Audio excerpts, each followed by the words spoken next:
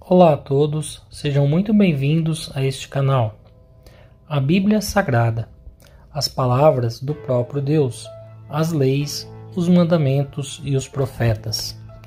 As Escrituras descrevem a história do Messias, o ungido, o Salvador, mencionado pelos profetas. Todavia, este livro extenso pode carregar um grande mistério, e este mistério tem relação com a Grande Babilônia. Você já pensou ou se perguntou se partes das Escrituras podem ter relação com a Grande Babilônia? Seria como se nós tivéssemos que diferenciar o que verdadeiramente foi dito por Deus e aquilo que não foi dito. E aquilo que não foi dito foi então acrescentado. Mas acrescentado por quem? Quem é a Grande Babilônia? Sobre este tema específico das Escrituras, será a segunda parte deste vídeo. Vamos então para a primeira parte, identificar a Grande Babilônia. Apocalipse capítulo 17, versículo 9 diz assim: Aqui se requer mente sábia. As 7 cabeças são 7 colinas, sobre as quais está sentada a mulher. Colinas representam reinos. Desta forma, a Grande Babilônia estava montada, ou seja, no controle de todos os reinos que existiram. E mesmo depois do Sexto Império, o Romano, ter sido desfeito, há vários séculos, a Grande Babilônia continua agindo até os dias de hoje. E com a formação do Sétimo Reino, que é a Organização das Nações Unidas, formada por Estados Unidos, China, Rússia, França e Inglaterra, a Grande Babilônia continua agindo. Ela ainda não caiu. O texto do Apocalipse 17 diz que ela irá cair com a chegada do 8º reino, que também é representado pelas Nações Unidas, porém controlado por China e Rússia, que representam os 2 chifres da besta que sobe da terra, conforme descrito em Apocalipse 13, versículo 11. E para entendermos melhor quem é a Grande Babilônia, a grande prostituta, é importante entender que este 8º reino, que irá derrubar a Grande Babilônia, acreditem ou não, este reino já está se formando. As Nações Unidas é composta por 5 grandes potências mundiais que fazem parte do Conselho de Segurança da ONU, e esses países membros são permanentes. São considerados os grandes vencedores da Segunda Guerra Mundial, que são os Estados Unidos, a Rússia, China, Reino Unido e França. Podemos considerar estes os 5 grandes chifres da besta do mar, que é o 7º reino. Destes 5 grandes chifres, em Daniel capítulo 7, está profetizado que 3 deles irão cair para dar lugar ao chifre pequeno. Estes 3 que irão cair, simbolicamente representam a Grande Babilônia, Estados Unidos, Reino Unido e França. E o chifre pequeno será o 8º reino, o falso profeta. E conforme descrito em Apocalipse 13, o falso profeta é a besta que sobe da terra, e esta besta tem 2 chifres que simbolicamente representam China e Rússia. De uma forma resumida, China e Rússia irão derrubar a Grande Babilônia. No livro de Daniel, capítulo 2, os pés da estátua, que representam o último império na Terra, eram uma mistura de barro e ferro, e essa mistura tem 2 significados. No versículo 43, essa mistura representa a semente do homem, ou seja, a genética e o DNA humano sendo misturado com outro DNA corrompido. E no versículo 41, essa mistura representa um reino dividido. Este reino dividido tem relação com o mundo ocidental e o mundo oriental. Ou seja, a besta que sobe do mar o sétimo reino, que é a ONU, dividida entre o mundo ocidental e o mundo oriental, o Rei do Norte e o Rei do Sul. O mundo oriental, que simbolicamente representa a Grande Babilônia e seus 3 chifres, Estados Unidos, Reino Unido e França, que formam o Rei do Sul, e o mundo oriental é representado por 2 chifres, China e Rússia, que representam o Rei do Norte.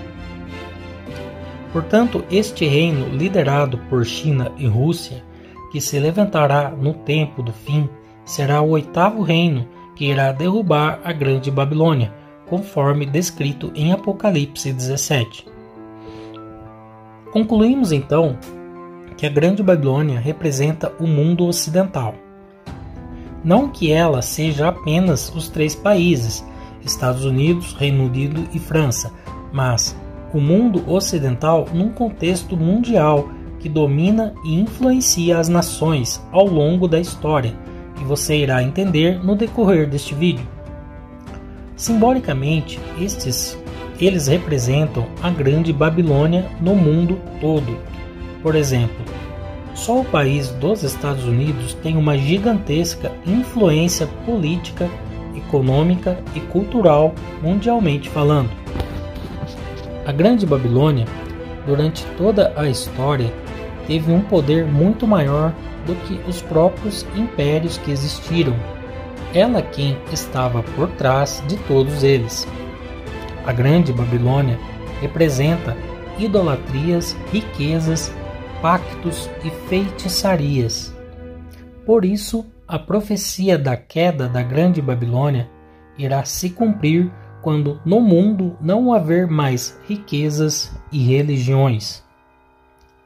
A palavra Babilônia significa portão de deuses. Por isso ela é chamada de mãe das idolatrias, ou até mesmo mãe das religiões. Conforme Apocalipse descreve a mulher, vemos também que ela é assassina, feiticeira e possui muito luxo e riqueza. Os poderosos, os reis e os habitantes da terra se embriagaram com o vinho da sua prostituição.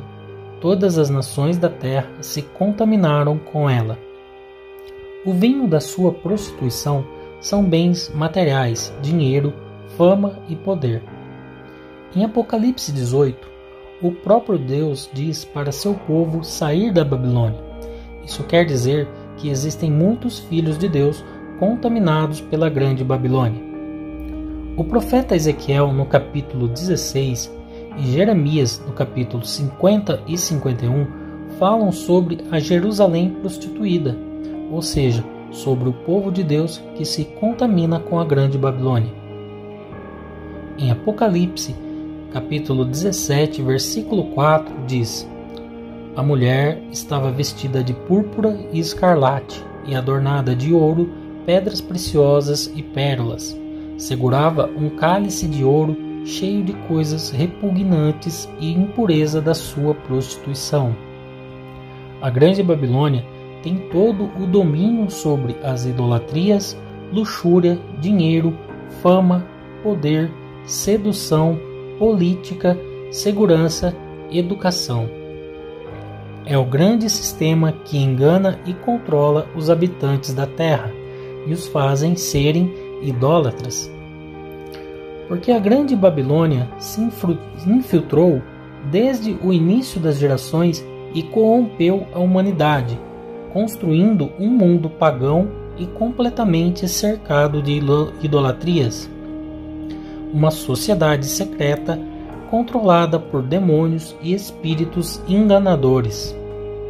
Demônios que possuem conhecimento e tecnologia e que transmitem a uma minoria da humanidade que fazem parte desta sociedade, conhecidos como controladores do mundo, de tudo que envolve idolatrias, fama, dinheiro e poder. Ela te oferece riqueza, fama e poder, e são muitos os que são seduzidos por ela. Bens materiais, pessoas famosas, religião, esportes, ou seja, tudo o que tem paixão e escraviza os homens. Todas estas coisas têm origem na grande Babilônia, porque onde estiver o teu tesouro, ali estará o teu coração. Com o passar do tempo, a grande Babilônia foi crescendo e contaminando todos os habitantes da terra. O mundo como conhecemos hoje está totalmente corrompido pela sua prostituição. O mundo hoje é totalmente idólatra, quer as pessoas saibam ou não. Todas as nações estão corrompidas com idolatrias, religiões, datas e feriados pagãos que são comemorados em homenagem a um deus pagão da grande Babilônia. Ela é responsável pelos sangues dos santos, dos profetas e dos seguidores do Messias, porque foi a religião que matou os profetas e o próprio Messias. A religião foi criada por ela. Em Apocalipse 17:4 diz: a mulher estava vestida de púrpura e escarlate. Esta sociedade controla todo o sistema como conhecemos hoje no mundo. Esta sociedade abraça todas as religiões, defende a liberdade e a crença em um Deus, que para eles representa o grande arquiteto, o olho que tudo vê e o poder das trevas.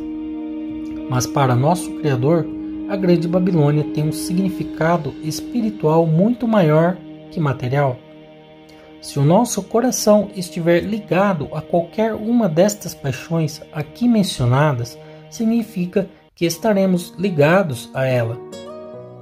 Que possamos sair da grande Babilônia, para que as pragas que virão na grande tribulação não nos atinjam.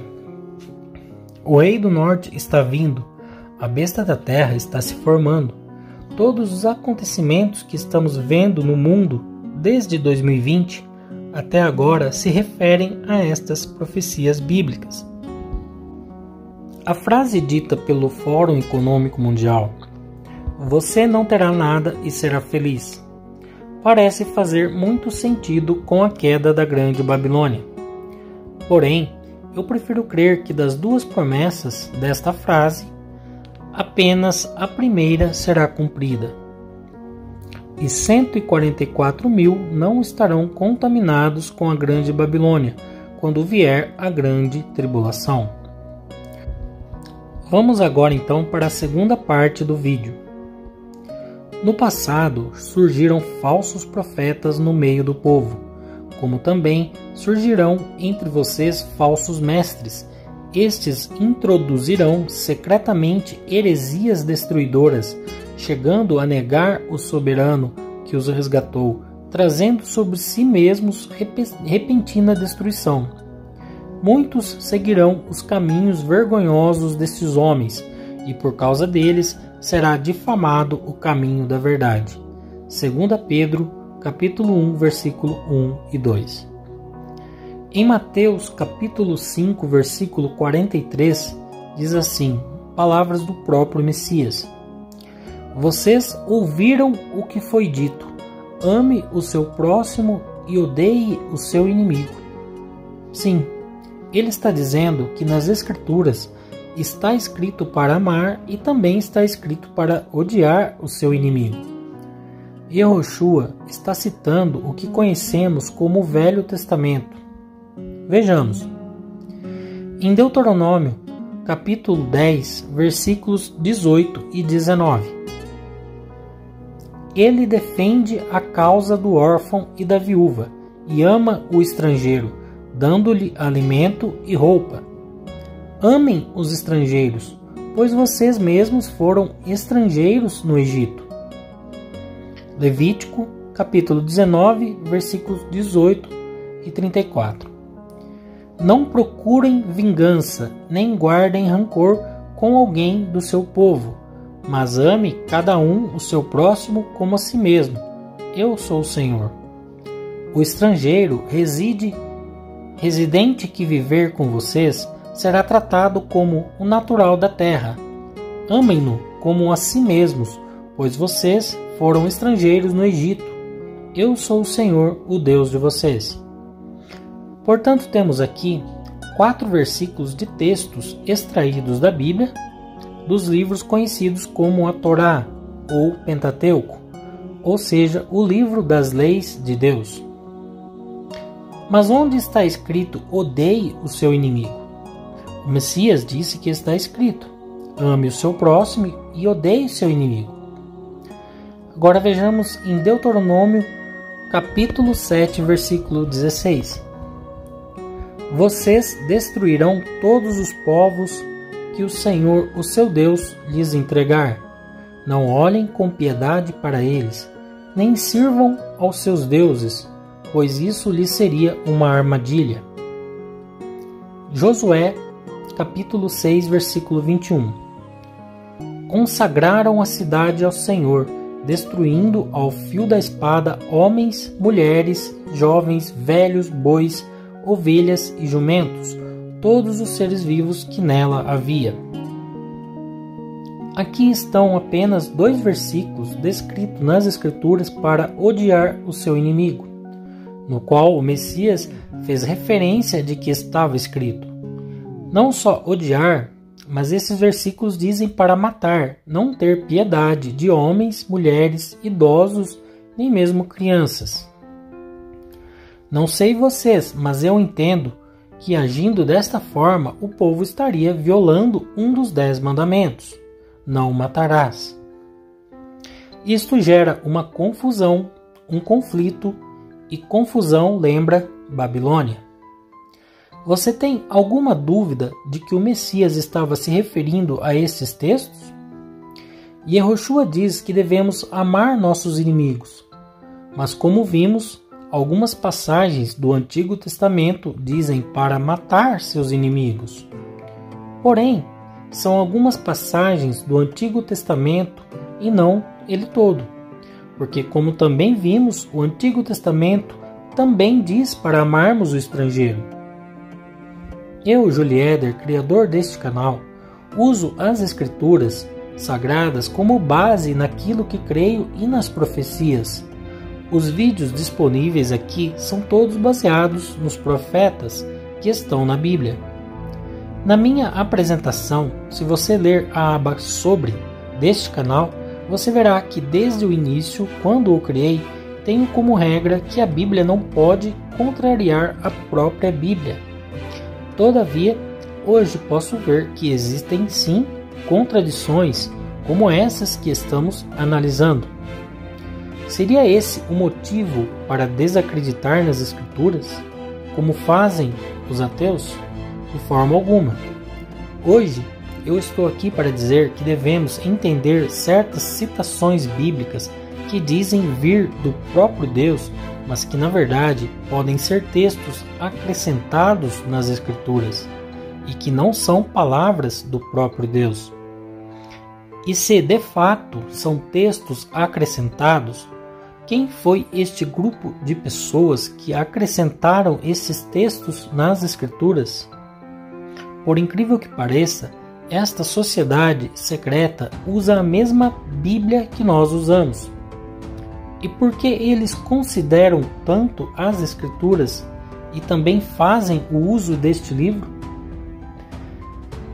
Quem eram os escribas e doutores da lei que perseguiam ao Messias e o acusavam de desobedecer às Escrituras e os profetas?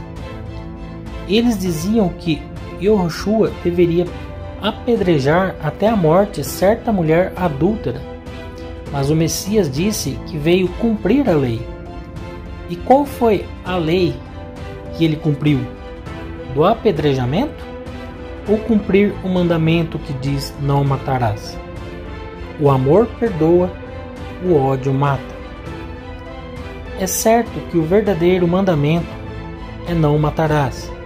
E também quando diz ame o próximo, os estrangeiros, ou seja, o seu inimigo.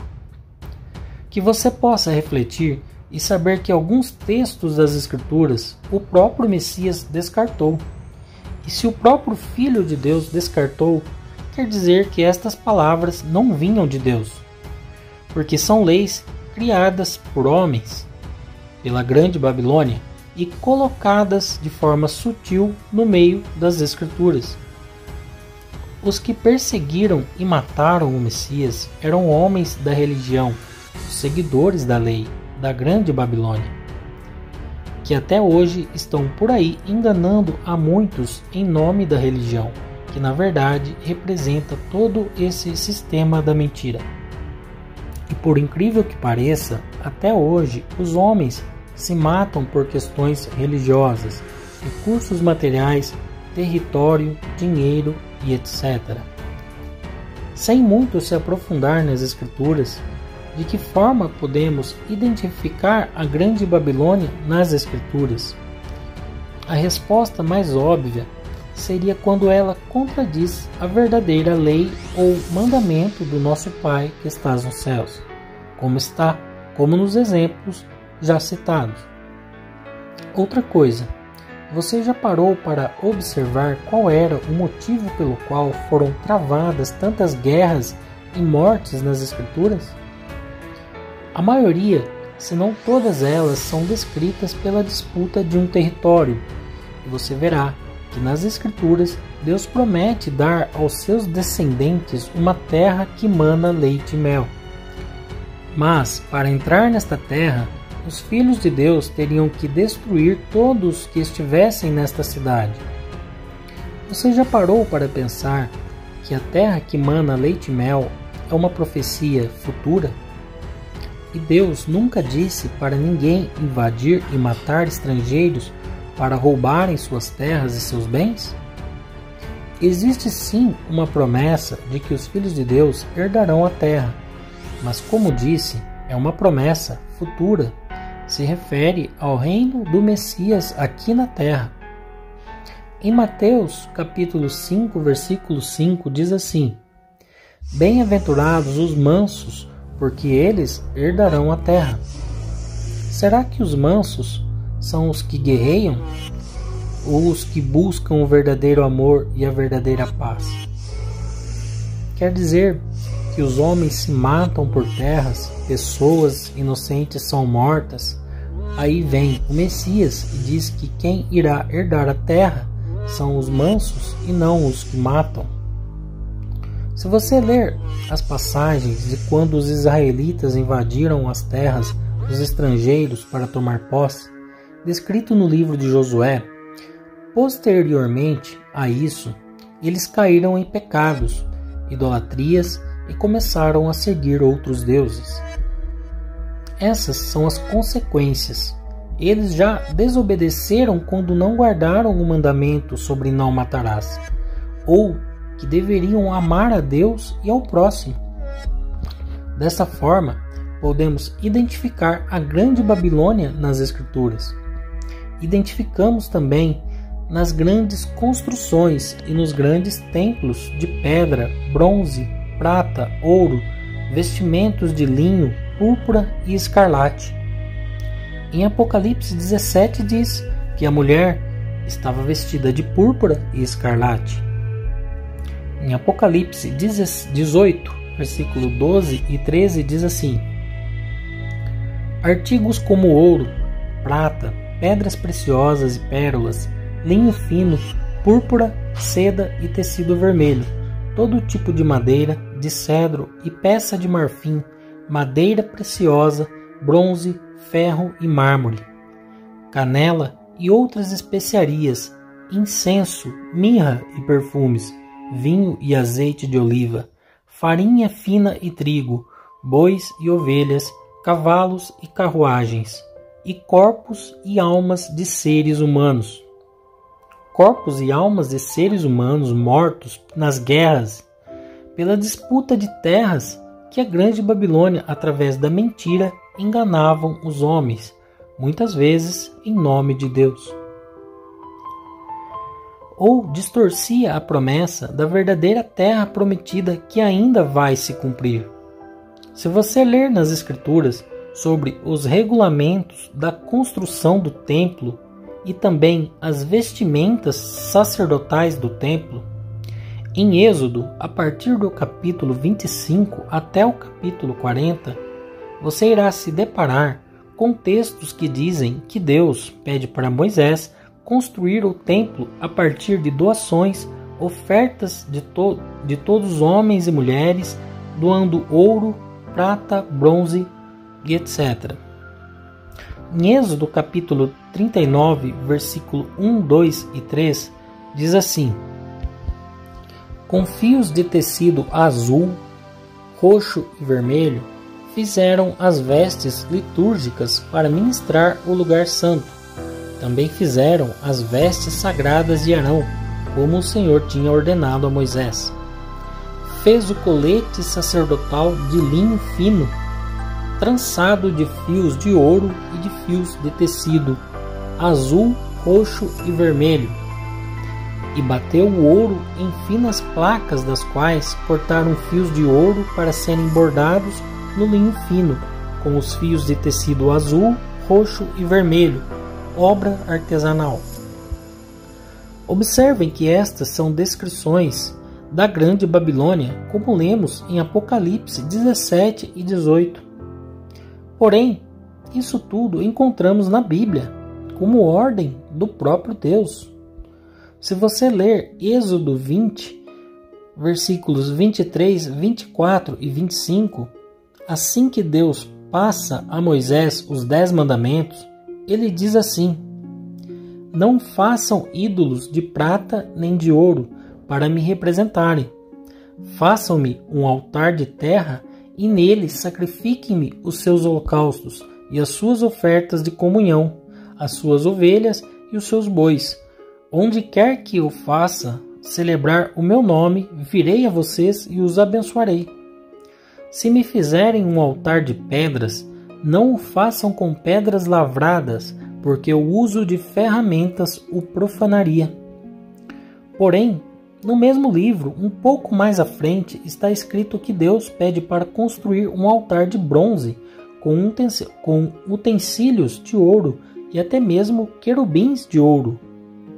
Deus diz: não farás para ti imagem alguma das coisas que habitam o céu nem na terra.